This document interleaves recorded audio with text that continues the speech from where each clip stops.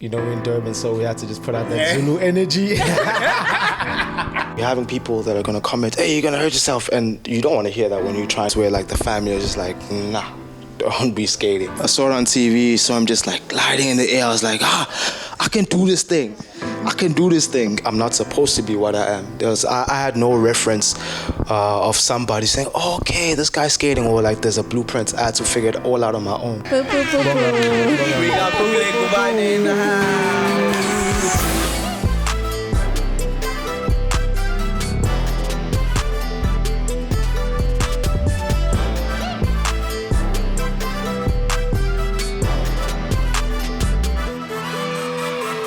Welcome back, guys. Thank you so much for joining us once again on the Catch Up DBN. We're on season 3. How exciting is that? 3, man. Season 3. I thought it was 2. Shit. Listen, we are at season 3. It's been very exciting. Our journey has absolutely been amazing. I can't wait to see what this year has in store for us, right? So it's very exciting. But before we really go into or dive into the excitement of this year, and also because we have our guest, so yeah, the conversation is going to be absolutely beautiful because of some of the behind the scenes things that we were discussing. Perfect. So I definitely know what success of Amnandi, but we would be wrong by not giving our condolences to the family of Maphumulo, Kemet, and Similani for their loss. It's so tragic to experience something like someone that you love passing on or transitioning. So I just, our hearts definitely go out to the family, to the fans, to the friends. And to the generation that they inspired through through his music, Mampintsha, and it's definitely, I feel like, hopefully, Babes Danger and those who are left behind will definitely carry the torch and carry on to where Mampintsha left off. 1,000%. Yeah. Sending love and condolences to everyone affected. Mm-hmm. I believe Ukoko Sponge, right? Yes, Sponge is no longer Umaga Mampintsha. Yeah. So as us, as creatives from Itegweni, we send our love and condolences.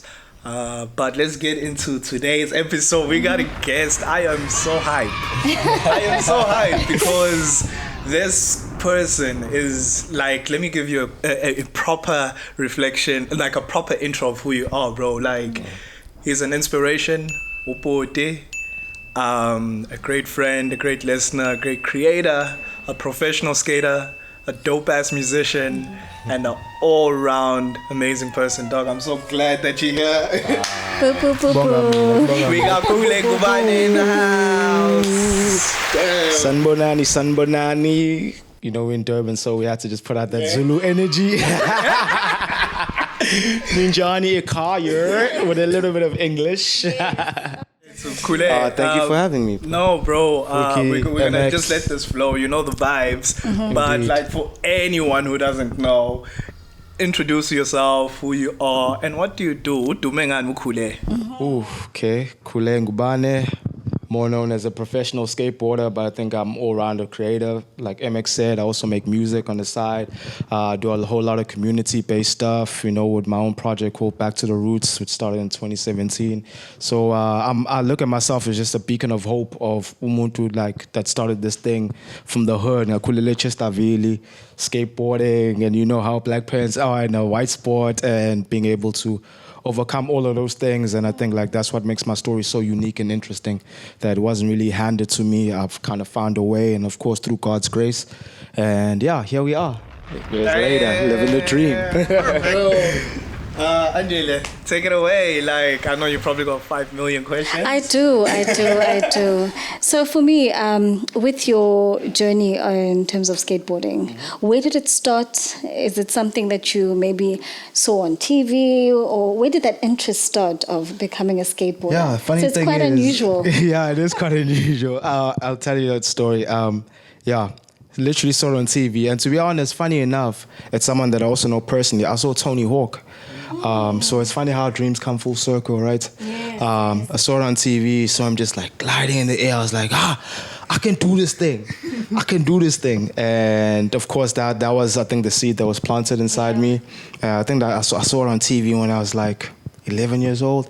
And by my 12th birthday, a year later, as I was coming around, randomly, as Mkhulu has never ever bought me a birthday gift, but that year, on my 12th birthday, he randomly asked me, for a birthday. I was like, man, I'm going to get a skateboard. And I literally walked from HSW all the way to Pavilion. And I've skated hundreds, if not almost thousands of boards. And I still remember that graphic till that day. And I think that was a testament of that, okay, that's something that your spirit is supposed to be doing in his life. Oh, that is absolutely Yeah, true. so that's how it started. So I'm guessing Yeah, shout out to Mkhulu.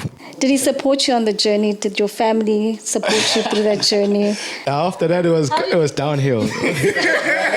How do you introduce that part of your life to your family? Well, at first, I think like anything of that term is like, okay, we'll get him a skateboard, but to them, they weren't thinking anything special of it. Now, first year, I was just messing around, just like going up and down. And then I got a Tony Hawk's Pro Skater game. It was called American Wasteland. And when you play this game and you clock it, you get to see real skateboarding. And I was like, oh, damn, they do it like that.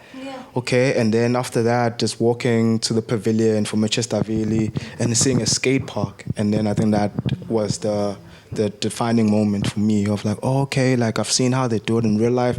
Yeah. Now I want to pursue that. I remember that skate park. Yeah, it's called Revolution. Yeah. I remember. It was a revolution. How were you part of the mall crew? They used to go up and down. Yes, I was part of that crew. See, so yeah, I've always just seen that world, and it seemed very exciting. But it has you have to be a bit of a daredevil to do such a sport. Yeah, and also the mentality around it is very rebellious. It is. So for me, but it became a kind of a safe haven. Yeah. I would say, because Elokshi, now you know how the hood is. Like nothing's really positive. From just how kids interact with each other. You're seeing a lot of negative things. Yeah, boy, like, this person has died. So like for me, it was like, okay, there's an option. It's either you can be like those kids, all day, just talking smack about like life and bullshit, scissors, ganga. So a lot of my friends at that age as well, like, were into shoplifting and just like eventually going into house breakings. So that was my defining moment of like, I can't be like this.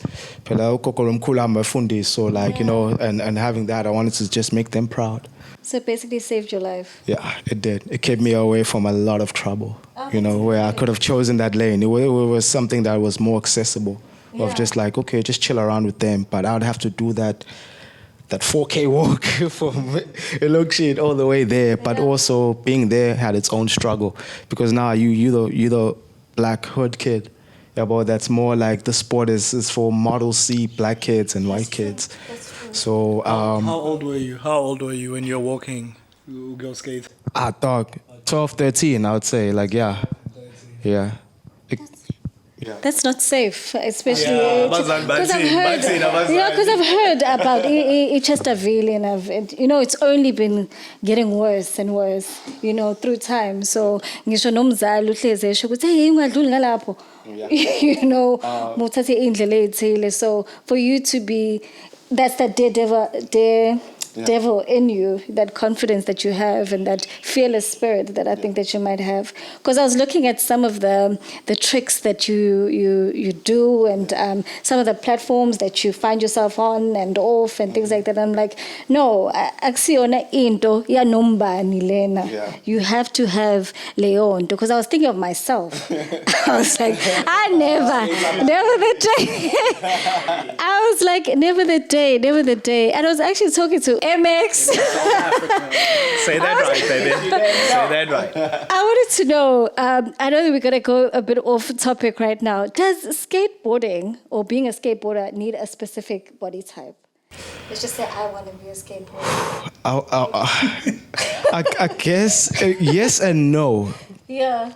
I mean, like, of course, if you to a level that's obese, like it's going to be much harder for you. Yeah. But if you're sexy chubby doing your thing, I mean, like even the Sexy chubby. Sexy chubby nigga. and we're like no weights, but still like you can, because at the end of the day it's just like any sport. And I think like you work your body in so many other ways. There's like cardio, there's like biceps, there's like it works your body in so many ways. So over time you can be able to do it. Mhlambe not on a level that like is on mine, because maybe like I'm more flexible, but you can skate. It's not stopping you. Yeah, you can do the basics. You can even get good. I know some chubby skaters that fucking can handle, you know. So I think it's also depend on your willpower, because you're saying this thing is of the mind. I know. Yeah, I got skates. I got skates. Listen, because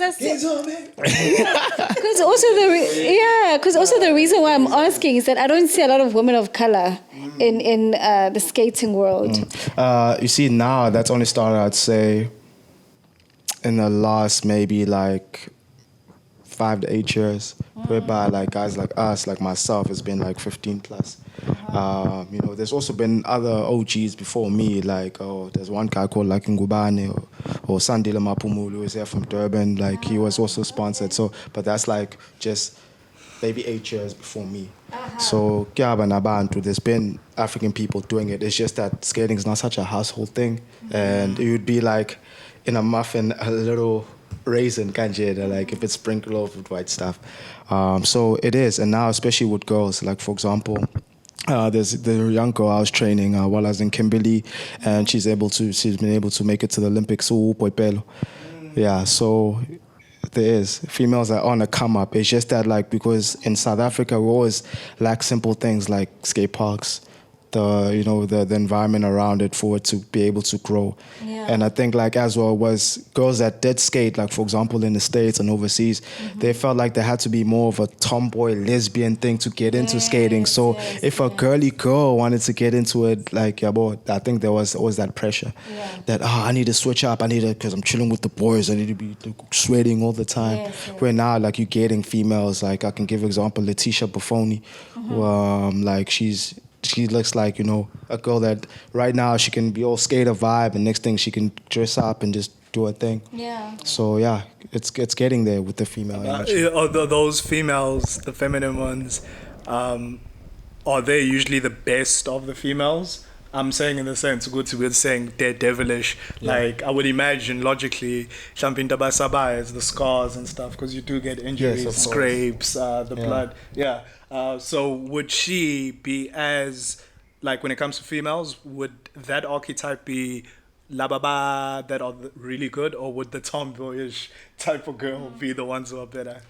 You see, when it comes to skating, right now we just talk about people that are more exposed on like media and stuff like that. But I'm sure like it's like on the music front, you can get like ladies that are spitting and like they've already made it, your Cardi B's, your who's. But then like there's girls on the street like that are really putting out bars, but you've never heard of them. That's true. So I think it balances out. It's just about like, I guess, anyone that is at the right place at the right time, or maybe it's been more consistent through the motions of life, and then they've been able to get themselves on the spotlight. But it also requires you to be fearless to some extent, because it's not easy. Yeah, it's not easy. Definitely not easy. And that's why guys respect it. Like when we say a girl skate, even if I'm doing a way harder trick and let's just say I'm skating a 12-stair. Yeah. Boom, trying a trick and she's skating a 3-stair. I know what it takes to get up and keep trying and falling and fighting your fears. So there is that commodity of that respect. Like, no, keep doing your thing. Well done. Yeah, well done. Yeah, that's good. Let's get back to you. So Khule gets you the skateboard, Kashisa, you una 12, 13, walking 4Ks. And that was Chesterville. And then there was still even worse when I moved to Westville, because that was even further. Oh, like the distance away skatepark? Yo, can you tell us about that? Yeah, so I'll elaborate on like the Mkhulu thing, because by the time, of course, like I was 13, 14, really getting into this Ekaya, being typical black parents, what you want, ingane is just stay at school, studies only. What is the skateboarding thing? I was very good at basketball. I was very good at soccer. So I think they had this thing like, okay, you must continue with that. Yes. And skateboarding on the outside, like Mayfield skatepark, like I remember if my mom would come, what are people doing? It's not inside the park, it's outside the park.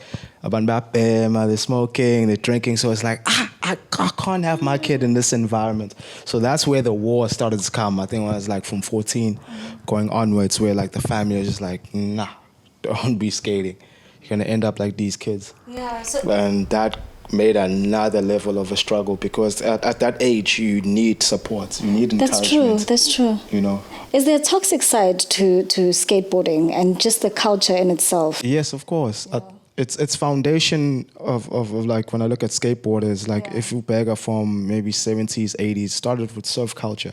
And if you beggar Lezo in Ghana, they come from domestic issues. It's almost like, you know how kids in the hood, black kids, but like white kids would also go through that. And that's how they started this thing. Would just let me be out in the ocean all day. Maybe things aren't working out at home. And that's I think builds that courage to be able to do that because you start to use it as a vessel of letting out all that pain. You know, so with that also comes rebellion because you're having people that are going to comment, hey, you're going to hurt yourself. And you don't want to hear that when you're trying these tricks. So you're going to be like, nah, stuff you. About like to overcome that with your own mind. So yeah, it does become tricky on that scale. And also, does it also have because I've seen, like you've mentioned, that now and then your mom would come across some of the things that they would do outside of the skate park. Yeah. So could there possibly be some of those things that happen in the culture of skating, or would say, okay, here's substance abuse that you might, due to the injuries. I mean, it's a sport that you get a lot of injuries in. So maybe abuse of some medication or prescriptions or things like that. That stuff was not accessible, like the prescriptions, the lean. I think, like, of course, you had all PMC talking about it, all Wayne back in the day, but it wasn't like really on. It was just like probably alcohol, cigarettes, sex, and parties. Yeah. So, and especially like going around a pavilion, like that skate park, it wasn't the skaters necessarily always doing those things. It was just like kids wanted to kick it at the mall. Yeah, but it wasn't so fashionable to be at the clubs all day. So you're going to get like kids that just like want to be by the mall. They're going to pat or like the thing there by the movie theater.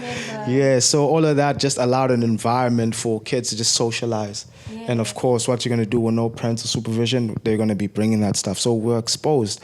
But most skaters, at the end of the day, you can't do this shit drunk and like all under substances. Maybe like the older guys would be doing weed. But for me, I couldn't do that. I came from a household where like, so why am I aligning myself with this? So I never. Of course, like you chill, that's where my mom would get it wrong. I'd know these guys because they're my friends. I'm not going to disown everybody now. I'm walking like a loner because that's our community. But you, at the end of the day, I understood at like 13, 14, like, oh, that's what they do. You know, because some of them, these boys will be like, 16, 17 and older. That's what they do, that the generation where that's going on. But me, now, I'm more focused on this. And especially at that time, I was still playing ball as well, basketball. So like to drink and smoke wasn't fashionable for me. I was like, I don't want to mess up my lungs. That's good. Something just captured my eyes right now. You have a tattoo. Is that your only one? Nah, I got a bunch. Tell me about your tattoos. Okay, you want to check this one? Let me see. Okay, yeah. And it says royalty. My left arm is dedicated to ancient Kemet, which is what they call Egypt nowadays. But Kemet, it means like land of the black. And yeah, like, so I know a lot of history when it comes to who we are as a people. For example, when you see Samazu and then you look at Nefertari, you see there's a similarity because this is all now river philosophy, and the river Nile used to stretch from the southern tip of Africa all the way to what they call Egypt. So for me, it's always just like a pride of our people. That's why I say royalty, not because I look at myself as royalty, but us as a people that we're royalty. So this is for the masculine Egyptian side, and then on this side, there's Mother Earth and the feminine. Oh, nice. Yeah.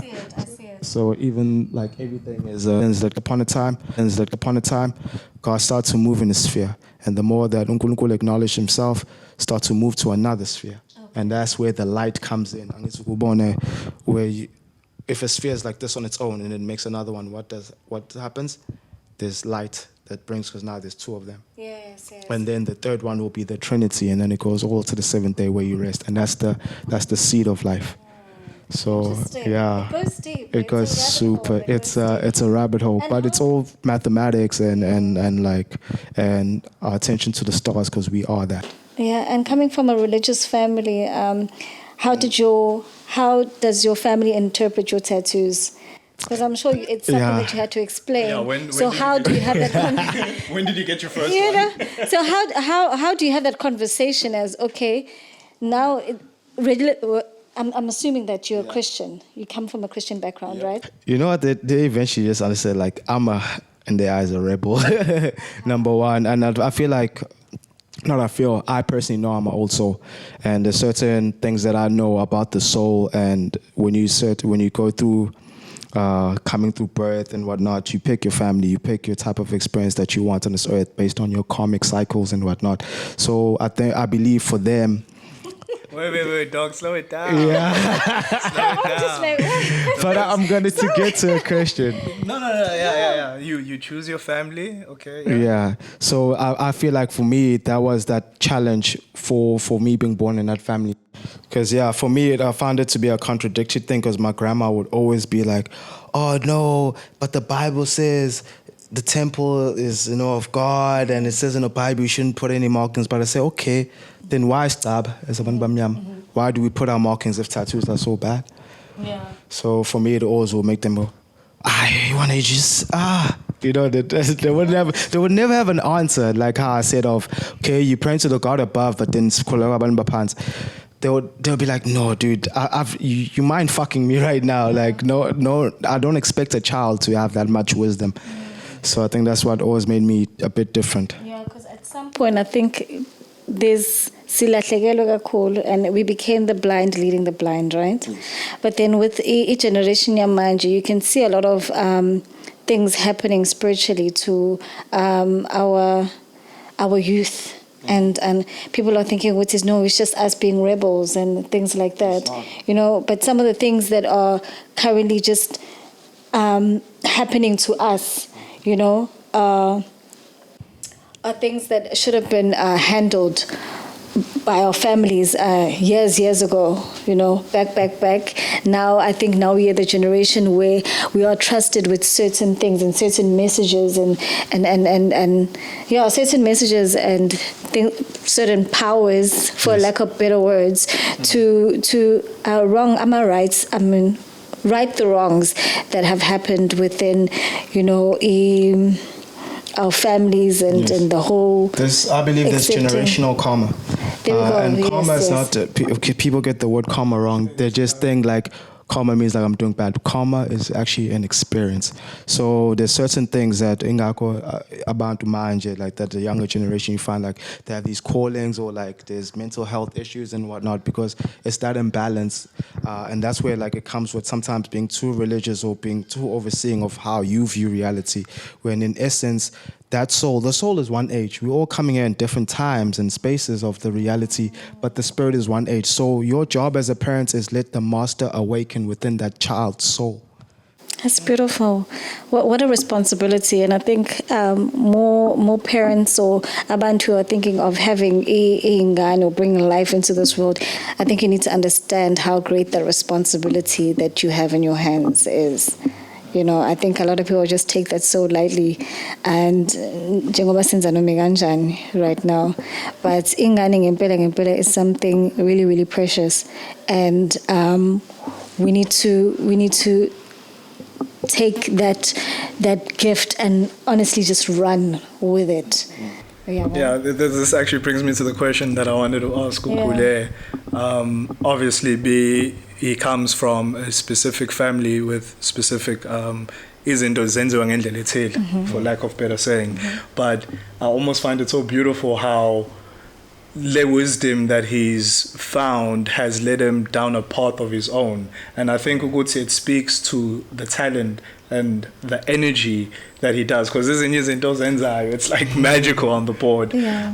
So bengifuna ukubuza wena, what do you believe empowers you to that level? We spoke about ukuthi izipho ezinazo, it's not even ours, or you come from XYZ, but when is it God giving you this? Is it because you want to prove people wrong, or is it because you are destined to do this? Sorry, that's a mouthful.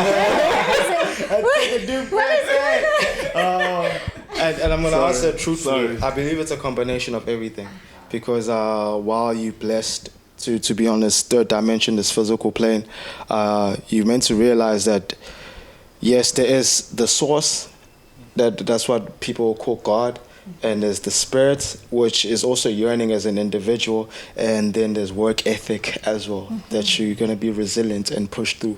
So for me, it's been a combination of all, and I think like that's what's been able to embody this energy of being able to touch people on so many levels. Because with skater, I'm not talking, you're just like kind of feeling the energy and just like being like, wow. But it also is a testament of how I think, because then you're like, okay, maybe that's why this guy's so unique. Do you get what I'm saying? And coming from those environments as well, where like I'm not supposed to be what I am. I had no reference of somebody saying, oh, okay, this guy's skating, or like there's a blueprint. I had to figure it all out on my own. And for me, as much as it's blessed me on the material world, that had a spiritual significance as well for me to grow as a soul, as an individual, and to a point where like I can inspire others to find their way, because there's no right or wrong. There's just going back to land that karma. There's just your experience. So talking about some of your experiences, and you had mentioned, well, not necessarily had mentioned, but I can see Uguti, you doing a lot of giving back. Yes. All right. So I saw that you were a part of a beautiful initiative called Indigo Skate Camp. Yeah. So it's also part of you having not been given a chance before. Now you are someone who's opening up different doors and opportunities for Abantu to experience, skating in its beauty. Yes. And also someone that looks like you can also, become a young you eventually, because I think that's something that you'd want to do for yourself, or to have for yourself, to be someone's mentor and help them grow within this space. So how is it like, because I saw it's in a Valley of 1,000 Hills, right?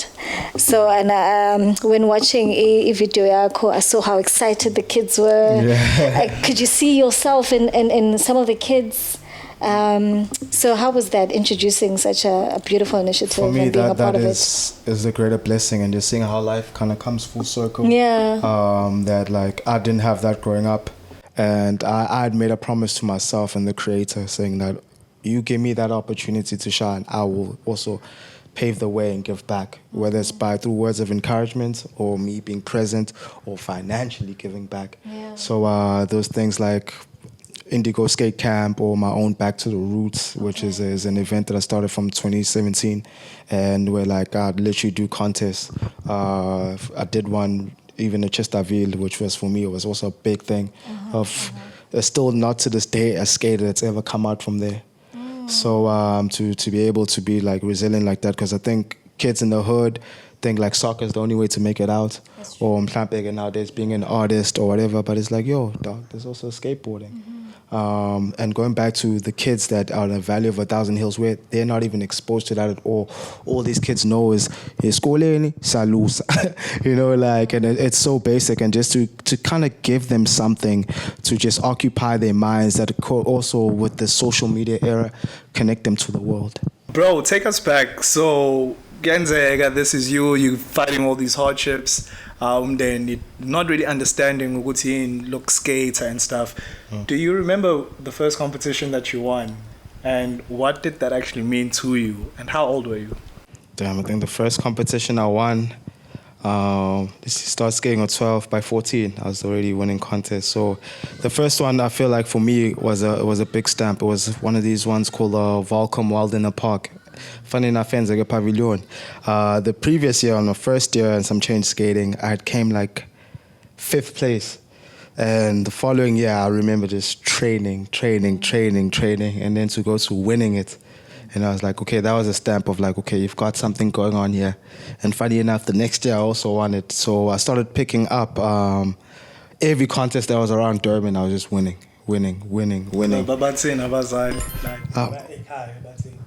I would keep skating a secret. Yeah. Imagine being that age and like, meanwhile I'm skating a contest. I remember the time because I ended up being on TV. Also, hey, when you're a skater still, you know. But I guess it was that Ekaya always baby pushing fundo and just wanting good grades and just like because of like I said the environment, skates about bema, bapuza, just the lifestyle. I sick food. Tell us that story. It was more like, hey, when's I'm skates and not much. I was just like, oh, please let me do this thing. And then it got even worse. I started getting on magazines where I sat my family down. I was like, guys, no, this is what I need to be doing. I remember when I was 15, skated like another contest that really like put me on. Started skating. That one was for unsponsored people. Like let's just say the contest starts from Thursday, so it was invites only. So for me to get to that level where like I can skate on the main events on Saturday, I had to start Thursday. Go to like to get a wild card. Boom, Thursday I make it through. Friday so about like the sponsored amateurs. Boom, skate as good as them, and then like the main events on Saturday. That happened as well. Didn't win it, but I made it to the final.